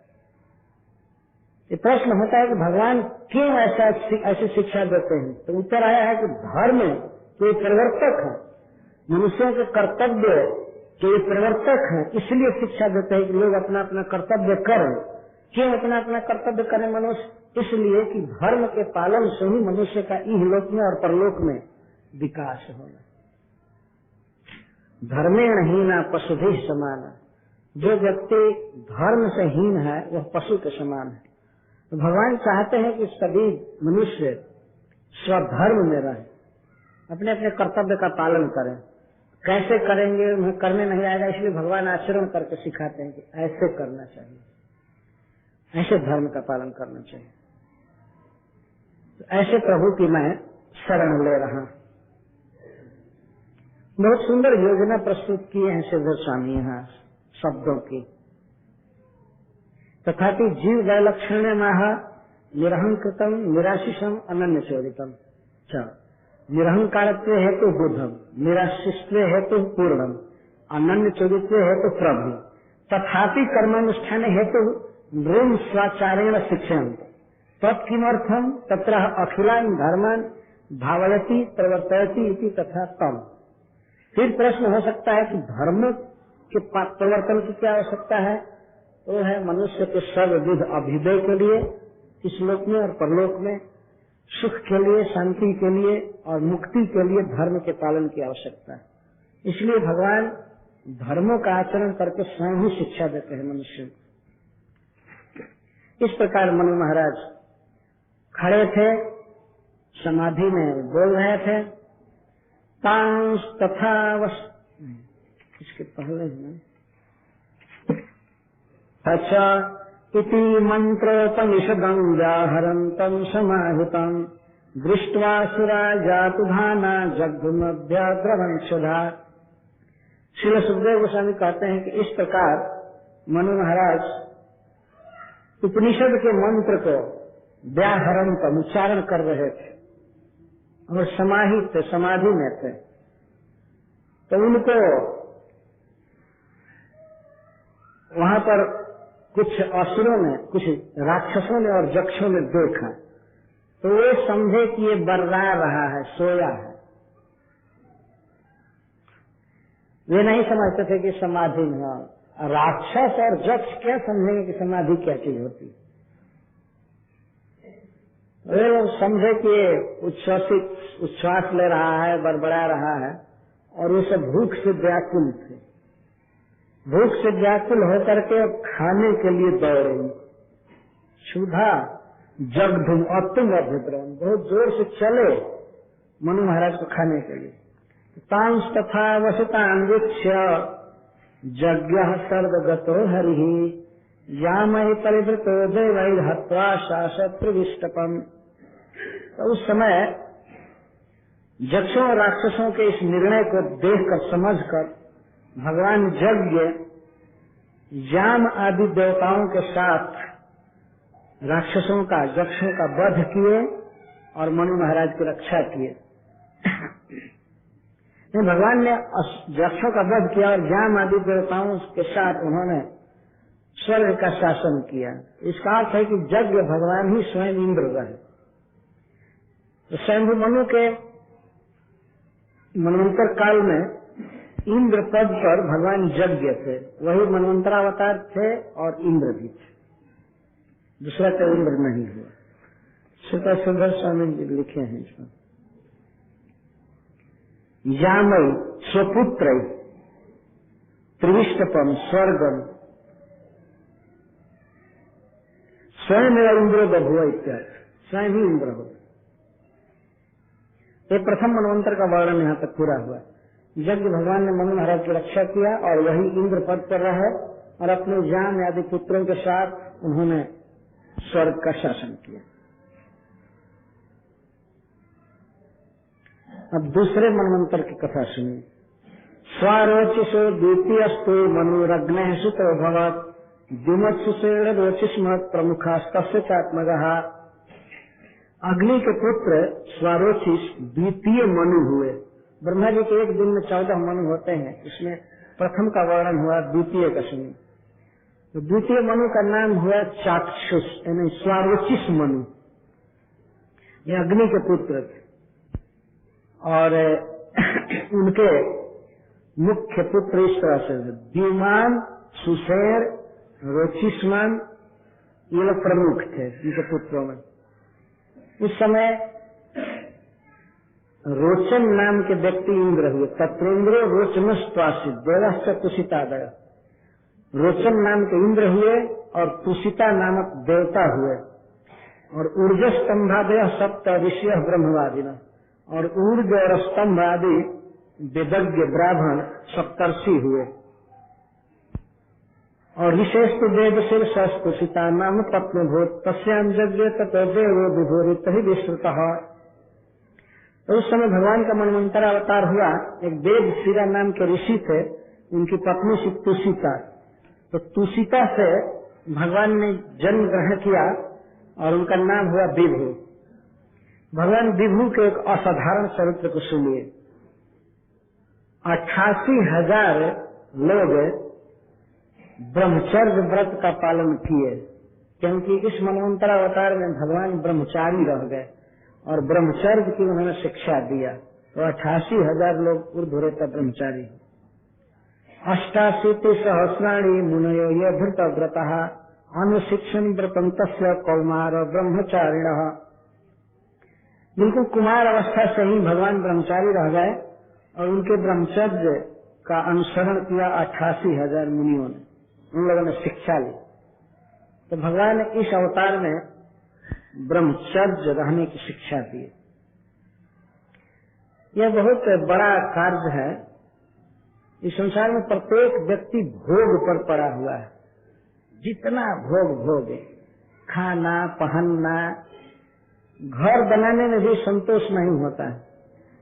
कहीं कहीं तो हम देखें एक एक आदमी के 10-10, 20-20 घर फ्लैट पड़े हुए और कहीं कहीं खाली रहते हैं। बहुत बहुत भोग वासना है और सबसे बड़ी भोग वासना स्त्री वासना है। भगवान इस संसार में कभी कभी आकर शिक्षा देते हैं कि व्यक्ति को चाहिए कि वो भोग वासना में न रहे और वस्तुओं का संग्रह न करे, भगवान का भजन करे। तो भगवान स्वयं ही ब्रह्मचारी रह गए, विवाह नहीं किए और गृहस्थ नहीं बने, किसी प्रकार का संग्रह नहीं किए। तो उनके देखा देखी इनका अनुसरण 88,000 लोगों ने किया। और सब मुक्त हुए। इस संसार में भोग भोगना कोई बहुत अच्छी चीज नहीं है, अच्छी बात नहीं। एक तो इंद्रियों का प्रवाह संसार की तरफ हो जाता है, भगवान को समझना बहुत कठिन होता है। और दूसरी बात होती है कि ब्रह्मचारी नहीं रहने पर बहुत बहुत चिंताएं होती हैं, बहुत कठिनाइयां होती, देखा गया है। तो भगवान स्वयं ही ये मिशन लेकर के आए, ये संदेश, और बहुत लोगों ने अनुसरण किया। ये द्वितीय मनु की कथा है। अब तृतीय मनवंतर को सुनिए। तृतीय उत्तमो नाम प्रिय व्रक्षितो मनु पवन श्रृंगयो यज्ञ होत्राद्यक्षिता में कहा। तीसरे मनु हुए प्रियव्रत महाराज के पुत्र उत्तम, तो उनके पवन श्रृंगय और यज्ञहोत्र आदि पुत्र हुए। और वशिष्ठ मुनि के 7 पुत्र जिनमें प्रमद प्रधान थे सप्तर्षि हुए।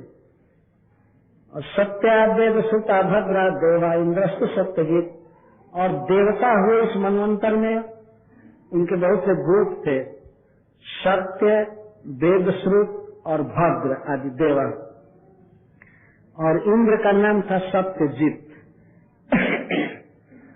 इस मनवंतर में भगवान पुरुषोत्तम मनवंतरावतार ग्रहण किए। तो धर्म की पत्नी सुंदरता के गर्भ से भगवान ने जन्म लिया, उनका नाम हुआ सत्यसेन। सत्यसेन इति ख्यातो जातः सत्यव्रत ही सह, और सत्यव्रत आदि उनके पुत्र हुए। तो ये प्रभु सत्यसेन भगवान इंद्र का सखा बन करके, सत्यजीत का सखा बन करके, इंद्र का साथ दे करके उन्होंने बहुत से राक्षसों का और जीवों को सताने वाले लोगों का वध किया। झूठ बोलना ही जिनका व्रत था, सो मृतक व्रत दुःशीला न सतो जक्ष राक्षसान भूतद्रुहो भूतगण तो वधित सत्यजित सका। असत्य बोलना, असत्य आचरण करना ही जिनका व्रत था, जिनका स्वशील स्वभाव बहुत बुरा था, ऐसे खल भोगी और जीव हिंसक राक्षसों का, जीवों का भगवान ने वध किया इस अवतार में। सत्यजित सखा, सत्यजित सखा का अर्थ है कि इंद्र के साथ होकर भगवान ने बहुत से जीव द्रोहियों का, जीवों को सताने वाले, हिंसा करने वाले लोगों का वध किया। ये तीसरा मनवंतर है।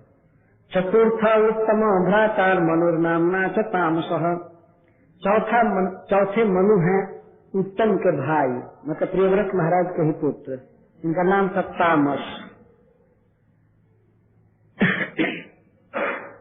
और पृथु, ख्याति, नर, केतु इत्यादि इनके 10 पुत्र हुए। और उस समय सत्य का हरि और वीर देव, और देवताओं की इस तरह से जातियां थी, सत्य, हरि और वीर। और त्रिशिक हुए इंद्र, ईश्वर का अर्थ है इंद्र। इंद्र का नाम उसमें त्रिशिक था। ज्योतिर्धामा सप्त ऋषि स्थान, और ज्योतिर्धाम धामा आदि 7 ऋषि मनवंतर में सप्तर्षि हुए। देवा वैधृत नाम विद्युत स्तनया मृत नष्टा काले में यह देवा विद्युता स्वेन तेजसा। देवा वैधृत नाम, उस समय एक विशेष प्रकार के देवता थे जिनको वैधृति कहा जाता है। ये सब विधृति के पुत्र थे, इसलिए इनको वैधृत कहा गया, वैधृत। तो ये सब देवता काल के द्वारा नष्ट हुए, वेदों को धारण किए। नष्टा काले में गए वेदा विद्युता स्वयं तेज से।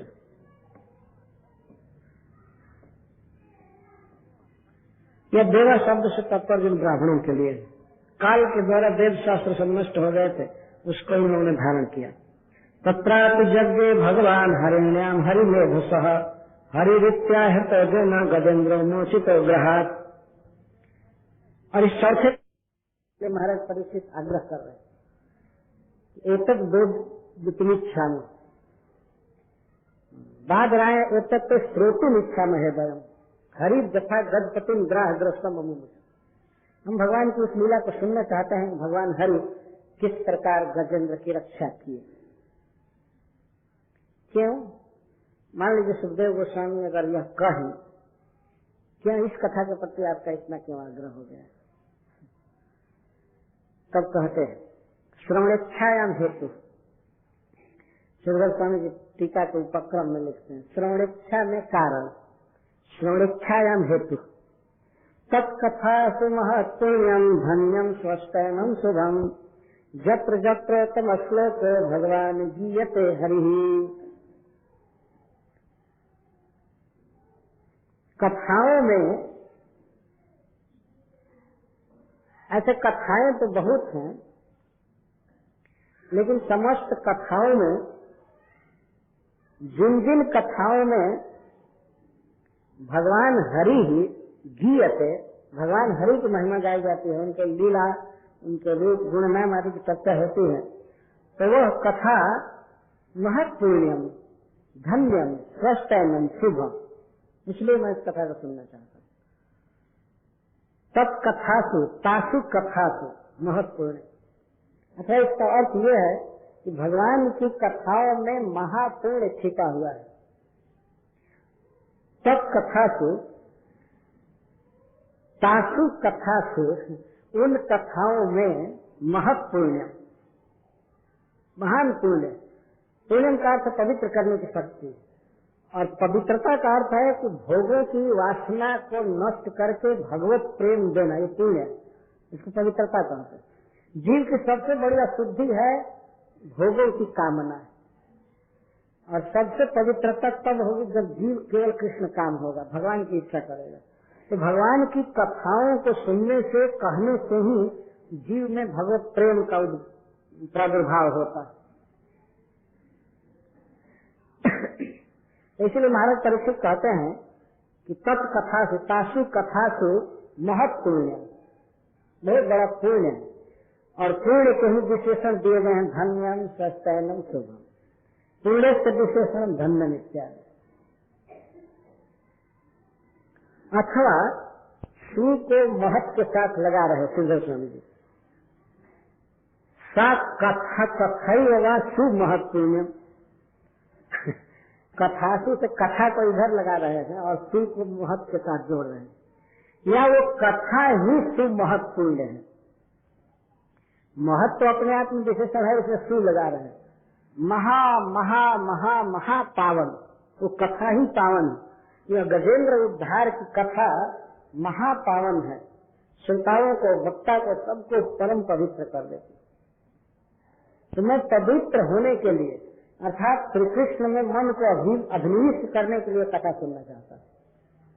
यह भाव तत्कथा सुमहत्पुण्य धन्य स्वस्थैनम शुभ। तो पुण्यम का अर्थ है कि माया के मालिन्य का छालन करती है। जैसे कोई व्यक्ति गंदा हो और खूब अच्छा से स्नान कर ले, शुद्ध हो जाए, तो इसको पुण्यम कहते हैं। तीर्थ सारी गंदगी को, सारी वासनाओं को ये दूर हटा देती है कथा। और धन्य धन देती है। धन का अर्थ है श्री कृष्ण प्रेम देती है, प्रेम ही सबसे बड़ा धन है। पुण्यम का अर्थ है गंदगी दूर कर देती है, भोग वासना। और धन्यम का अर्थ है कृष्ण प्रीति वासना देती है, कृष्ण प्रेम देती है। स्वस्थैनम, और स्वस्थैनम का अर्थ है मुक्ति देती है, भगवत पार्षदत्व प्रदान करती है। गजेंद्र को भगवत पार्षदत्व मिला। यहाँ स्वस्थैनम का अर्थ है भगवत पार्षद बनने का सौभाग्य मिलता है कथा सुनने से। और शुभम, शुभम का अर्थ है कि इस जीवन में भी व्यक्ति बहुत सुख से रहता है, शांति से रहता है। इस जीवन में भी सुख शांति से रहेगा, जिएगा, शोभन पक्का रहेगी। और आगे तो भगवान का पार्षद बनना ही, इसलिए वो कथा सुनाई। जत्र, जिस कथा में, एक वचन में नहीं, जिस कथा में या जिस कथा में उत्तम श्लोक भगवान हरि गीयते, जिसमें भगवान श्री कृष्ण इस तरह से प्रशंसित होते हैं, उनकी महिमा गाई जाती है, तो कथा सुमहत्पुण्यम धन्यम स्वस्थैनम शुभम। अथवा तासु कथासु महत्पुण्यम वर्तते इसे।